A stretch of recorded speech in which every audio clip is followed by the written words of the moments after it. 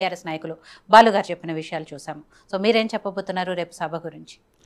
ముందుగా వ్యక్తిగతంగా ఉద్యమంలో మాతో అంటే మేము కూడా ఉద్యమంలో ఉన్నప్పుడు వారు కూడా వేరే పార్టీ నుంచి ఉద్యమంలోనే ఉండే అంటే వ్యక్తిగతమైన పరిచయం లేకపోయినప్పటికీ కూడా సహచర ఉద్యమకారులుగా బాలు అన్నకి 25 సంవత్సరాలు ఉద్యమంలో ఉన్న వ్యక్తిగా ఉద్యమకారుడిగా నేను వారికి వ్యక్తిగతంగా వారికి ఆర్థిక శుభాకాంక్షలు తెలియజేస్తున్నా. నిజంగా అన్నలాంటి వ్యక్తి ఒక పార్టీలో ఎన్ని అవరోధాలు ఎదుర్కొనైనా ఒకే పార్టీలో 25 సంవత్సరాలు ఉండడము నిజంగా అదొక గొప్ప విషయమే. కాబట్టి అన్న నా తరఫున మీకు హార్టీ కంగ్రాచులేషన్స్. మీరు ఈ పార్టీలో మంచి ఉన్నతమైన స్థానానికి రావాలి అని నేను మనస్ఫూర్తిగా వ్యక్తిగతంగా కోరుకుంటున్నా. అయితే ఇంతకుముందు మేడం మీరు ఈ పార్టీని పరిచయం చేస్తూ బీఆర్ఎస్ పార్టీని or TRS party whatever it is సరే ఇప్పుడు మనం దాన్ని ఎక్కువ లోతుకు వెళ్ళకూడదు ఎందుకంటే ఈ వేదిక పైన మనం చాలాసార్లు దాని విషయం మాట్లాడినాం. అయితే జాతీయ పార్టీయా ప్రాంతీయ పార్టీ అనేది మాత్రం ఈరోజు తెలంగాణ ప్రజలు అడుగుతున్నటువంటి ప్రశ్న. ఇది జాతీయ పార్టీనా ప్రాంతీయ పార్టీనా? ఒకవేళ మీరు ప్రాంతీయ పార్టీ అయితే అసలు ఈ పార్టీ ఉందా లేదా, ఉంటే దీని కార్యవర్గం ఏంటి, దీని అధ్యక్షులు ఎవరు, దీనికి పొలిట్ బ్యూరో సభ్యులు ఎవరు, ఇది ప్రాంతీయ పార్టీ అయితే ఎందుకు 2023లో పోటీ చేయాలనేది ప్రశ్న.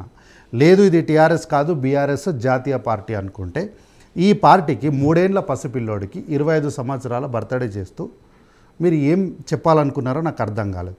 అయితే ఒకవేళ మీరు ఇది జాతీయ పార్టీ అన్నప్పుడు దీనికి ఉద్యమ పార్టీ అనొద్దు. మీరు ఇక ఒకవేళ మీరు జాతీయ పార్టీ అంటే మట్టుకు దీన్ని ఉద్యమ పార్టీ అని ఎక్కడ కూడా చెప్పొద్దు.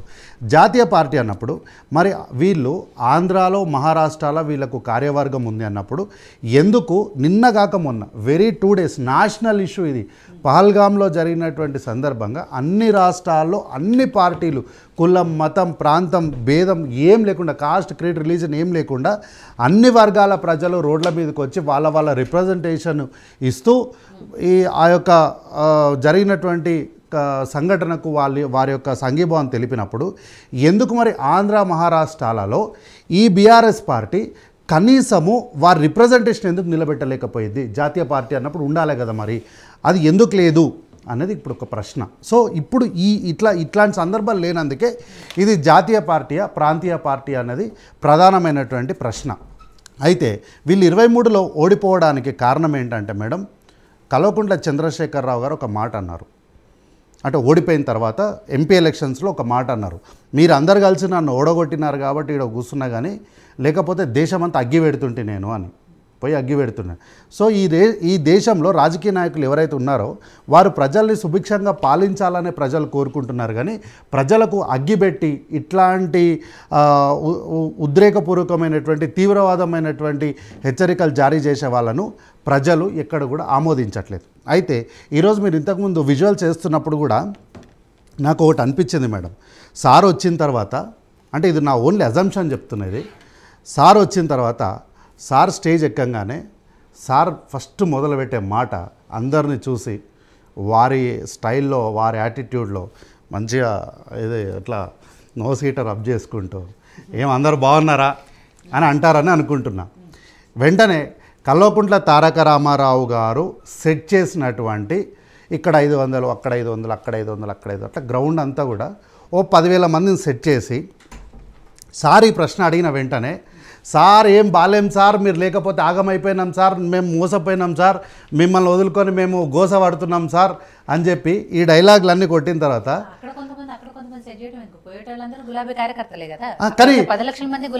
కానీ సార్ అడిగిన ప్రశ్నకి ఎగ్జాక్ట్గా సమాధానాలు చెప్పాలి కాబట్టి ముందుగానే స్క్రిప్టెడ్గా ప్రిపేర్ చేసి పెట్టేసి సార్ ఈ మాట అడిగేసరికి ఈ ఒక్క దగ్గర నుంచి అంటే వీళ్ళందరూ సెట్ చేసినారని అనుమానాలు రాకుండా గ్రౌండ్ మొత్తంలో అక్కడక్కడక్కడ 100, 200, 150 అన్నప్పుడు ఇక్కడ స్టార్ట్ చేయగానే వెనక గ్రౌండ్ నుంచి కూడా స్టార్ట్ అవుతుంది అనమాట. ఇట్లాంటి అరుపులు ఇట్లా సెట్ చేసినారని ఒక అనుమానాలు కూడా అంటే బయట సోషల్ మీడియాలో బాగా చక్కర్లు కొట్టిన విషయాలు నేను ఇక్కడ ప్రస్తావిస్తున్నా. ఇప్పుడు ఏందంటే ఇట్లా అయినప్పుడు మళ్ళీ ఇప్పుడన్నా గెలిపిస్తారా లేదా, మళ్ళీ ఇట్లనే నేను చెప్పినా కదా అప్పుడే మీరు గోస పడతారు మీరు ఆగమవుతారని అప్పుడే చెప్పినా కదా మరి ఇప్పుడన్నా గెలిపిస్తారా అంటే సార్ తప్పకుండా గెలిపిస్తామని ఇట్లాంటివన్నీ ఆల్రెడీ స్క్రిప్టెడ్ ఉన్నాయన్నది కూడా పక్కా ఇన్ఫర్మేషన్ ఉంది. అయితే ఇంతకుముందు విజువల్లో కూడా బాగా మంచిగా గ్రీన్ మ్యాట్ సెట్ చేసినారు మేడం. మరి గతంలో ఆంధ్రప్రదేశ్లో కూడా మొత్తం గ్రీన్ మ్యాట్ విజువల్స్ అన్నారు. మరి రేపొద్దున కూడా 10 లక్షలు 20 లక్షలు అంటారు. మొత్తం మళ్ళీ ఏదైనా ఉంటే నిజాలు చూపెట్టండి మీరైనా ఈ గ్రీన్ మ్యాట్లల్లో విజువల్స్ ఏమి ఎడిటింగ్ చేసి చూపెట్టొద్దని దయించి అడుగుతున్నాయి. ఎందుకంటే తెలంగాణ అంటే అందరికీ ఒక మంచి అభిప్రాయం ఉంది, దాన్ని పాడు చేయొద్దన్నది కూడా విజ్ఞప్తి మాత్రమే.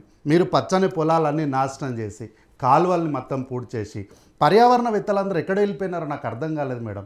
మొన్నటి వరకు మేము పర్యావరణవేత్తలం, అయ్యో చెట్లని నరికేస్తున్నారన్నటువంటి సినిమా వాళ్ళు, పర్యావరణవేత్తలు వీళ్ళందరూ ఆడంతంత పెద్ద పెద్ద తుమ్మ చెట్లు అన్నీ నరికేస్తే మరి వీళ్ళందరూ ఎక్కడికి పోయినారో నాకు అర్థం కాలేదు. అయితే ఇంతకుముందు అన్నారు మాట్లాడుకుంటూ ఒంటరిగా బయలుదేరిన కల్వకుంట్ల చంద్రశేఖరరావు గారు నన్ను ఒంటరిగా ఎక్కడ బయలుదేరినారు మేడం? ఒంటరిగా ఏం బయలుదేరలేదే, ఆయన మంచి సైన్యంతోనే బయలుదేరినారు. ప్రొఫెసర్ జయశంకర్ గారు, తర్వాత అలే నరేంద్ర గారు, గాది ఇన్నయ్య గారు, వీళ్ళందరూ కూడా మరి వీళ్ళందరితో కలిసే కదా వారు ముందుకెళ్ళినారు. వీళ్ళందరూ లేకపోతే ఎక్కడ కల్వకుంట్ల చంద్రశేఖరరావు గారు? అయితే ఇంతకుముందు అన్నారు మాట్లాడుతూ నేను ఇంతకుముందు ఏదో సెర్చ్ చేస్తూ ఉంటే నాకు ఒక ఆర్టికల్ దొరికింది మేడం. ఆర్టికల్ ఏంది అంటే ఆయన చరిత్రే ఒక అవకాశవాదం. నేను మొత్తం చదవను, ఓన్లీ హెడ్డింగ్ మాత్రమే చదువుతాను. రాజకీయ పార్టీల ఆవిర్భావ దినోత్సవాలు జరుపుకోవడం సహజమే. అయితే గులాబీ పార్టీ నాయకులు తమ పార్టీ చరిత్రనే తెలంగాణ చరిత్రగా, తమ పార్టీ ప్రస్థానాన్నే తెలంగాణ ప్రజల జీవనయానంగా, తమ పార్టీ అధినేతనే తెలంగాణ జాతిపితగా చిత్రీకరించే ప్రయత్నం చేస్తున్నారు. అందుకే ఉద్యమ త్యాగాలు ఎవరివి, అధికార భోగాలు ఎవరివన్న అంశం ఇప్పుడు చర్చించుకోవాల్సిన అవసరం ఉంది అని ఒక ఆర్టికల్లో ఒక ప్రధానమైనటువంటి అంటే తెలంగాణ ఉద్యమానికి సంబంధించిన ఆనవాళ్ళు ఉన్నటువంటి పత్రికని ప్రచురం చేసింది. ఇది రాసింది ఎవరు అంటే గవినొల్ల మధుసూదన్ రెడ్డి, ఎమ్మెల్యే దేవరకద్ర నియోజకవర్గం అధ్యక్షులు మహబూబ్నగర్ జిల్లా. మధుసూదన్ రెడ్డి జిఎంఆర్ అంటారు, ఎమ్మెల్యే దేవరకద్ర నియోజకవర్గం. వీరు ఈ ఆర్టికల్ రాస్తున్నారు. అయితే వీళ్ళు రాస్తూ నిజంగా చాలా చక్కగా రాసినారు మేడం. అయితే తెలంగాణ ఉద్యమానికి ప్రజలు ముందు ఒకే రాజకీయ పార్టీ మాత్రమే ఉండాలన్న మేధావులు, ఉద్యమకారులు ఈ రెండు పార్టీలు అంటే తల్లి తెలంగాణ పార్టీ, అట్లాగే అలే నరేంద్ర గారి తెలంగాణ సాధన సమితి, ఈ రెండు పార్టీలను కూడా విలీనం చేసి ఇతర పార్టీలను విలీనం తర్వాత తెలంగాణలో టీఆర్ఎస్ బలోపేతం అయిన కొద్ది నాయకుల్లో ఏదో ఒక సాకుతో పార్టీలో ఉన్నటువంటి నాయకులను పొమ్మనకుండా పొగబెట్టినటువంటి అంశాన్ని కూడా ఇక్కడ వారు ప్రస్తావిస్తూ తర్వాత 2017 ఫిబ్రవరి 28న జైపాల్ రెడ్డి గారు మీడియాకు వెల్లడించినటువంటి ఒక ప్రధానమైనటువంటి అంశాన్ని కూడా వారు ఇక్కడ రాసినారు. కేసీఆర్ గారు ఎలాంటి బ్రేక్ఫాస్ట్ చేశారో నా దగ్గర ఉన్నాయని కీర్తిశేషులు జైపాల్ రెడ్డి గారు మీడియా వేదికగా వాళ్ళు ఆ రోజు మాట్లాడినారు. 750కి సంబంధించిన న్యూట్రిషన్ క్యాలరీస్కి సంబంధించిన ఇంజెక్షన్లు తీసుకున్నారని నీమ్స్ డైరెక్టర్స్తో ఆ రోజు మాట్లాడి వారి యొక్క కల్వకుంట్ల చంద్రశేఖరరావు గారి యొక్క పూర్తి ఆరోగ్యాన్ని వారు అప్పుడు సమీక్షించారని, వీరు చేసిన దొంగ దీక్షలతోనే 1200 మంది ప్రాణాలు తీసుకున్నారని, ఆ దొంగ దీక్షను ఇప్పటికీ దీక్షా దివాస్ పేరు ప్రచారం చేసుకోవడం సిగ్గుచేటు అంటూ వారు ఒక పెద్ద ఆర్టికల్నే రాసినారు. నిజంగా ఈ ఆర్టికల్ చదివితే కూడా చాలామందికి తెలంగాణ ఉద్యమానికి సంబంధించినటువంటి ఆనవాళ్ళు కొంత ఈ తరానికి తెలిసే అవకాశం ఉంది. అయితే వీళ్ళు జాతీయ పార్టీ అంటున్నప్పుడు ఎక్కడెక్కడో అవసరం లేదు మేడం. మరి మహారాష్ట్రలో వీళ్ళ పార్టీకి అధ్యక్షులు ఉన్నారో నాకు తెలియదు. పక్క రాష్ట్రంలో ఆంధ్ర ప్రాంతంలో అయితే వీళ్ళ పార్టీకి అధ్యక్షులు ఉన్నారు. అధ్యక్షులు ఉన్నప్పుడు ఆ రాష్ట్రంలో ఎన్నికలు జరిగేటప్పుడు సుగాలి ప్రీతి అనే మనం ఒక కేసుని పదే పవన్ కళ్యాణ్ గారు ప్రస్తావించిన సందర్భాన్ని మనం చూసినాం. అయితే ఈ రోజు వరకు కూడా అక్కడ ఉన్నటువంటి ఏ పార్టీ కూడా మాట్లాడట్లేదు. ఈ కేసుని మాట్లాడుతున్న ఒకే ఒక పార్టీ కాంగ్రెస్ పార్టీ, అక్కడ షర్మిల గారు ఒక్కరే మాట్లాడుతున్నారు ఈ కేసు గురించి. రీసెంట్గా విన్నాను నేను. అయితే ఎందుకు ఈ సుగాలి ప్రీతి కేసు ఏమైంది అని ఈ పోరాటంలో ఎందుకు బీఆర్ఎస్ పార్టీ అక్కడ మాట్లాడట్లేదు, అడగట్లేదు? ఎందుకు కల్వకుంట్ల చంద్రశేఖరరావు గారి గురువు గారు అయినటువంటి బాబు గారి కోసమా, లేకపోతే బీజేపీని అనుసంధానం చేస్తూ బీ టీమ్గా ఉన్నటువంటి వీరి లాంటి పవన్ కళ్యాణ్ కోసమా? ఎందుకు వీరు అడగట్లేదు? గతంలో ఇట్లాంటి సందర్భాలు చూసినప్పుడే ఏమనిపిస్తుందంటే కల్వకుంట్ల చంద్రశేఖరరావు గారు జగన్తో నడిపించినటువంటి స్నేహం కూడా పూర్తిగా నాటకం మాత్రమే. జగన్ గారు అక్కడ ముఖ్యమంత్రిగా ఉన్నారు కాబట్టి వారితో సత్సంబంధాలు పెట్టుకున్నారు తప్ప, ఒకవేళ గతంలో వారు కనుక సీఎం కాకపోయి ఉంటే బహుశా జగన్మోహన్ రెడ్డి గారిని కల్వకుంట్ల చంద్రశేఖరరావు గారు కనీసము పలకరించేవారు కాదేమో. ఇప్పుడు ముఖ్యమంత్రితో కూడా సత్సంబంధాలు కలిగి ఉండాలి కదా, కానీ ప్రతి సందర్భంలో చంద్రబాబు నాయుడు గారిని విమర్శిస్తూనే వస్తున్నారు కదా. అంటే విమర్శిస్తున్నారంటే వారికి పూర్తిగా ఉన్నటువంటి లోపాయకార ఒప్పందాలు బయట పడవద్దు అంటే నువ్వు గిల్లినట్టు చేయి నేను ఏడిచినట్టు చేస్తా అనేటివి ఈ అన్నీ కూడా రాజకీయాల్లో తెలుగుదేశం పార్టీ ఈ డ్రామాలన్నీ కూడా మేము చిన్నప్పటి నుంచి వింటూ వస్తున్నవే.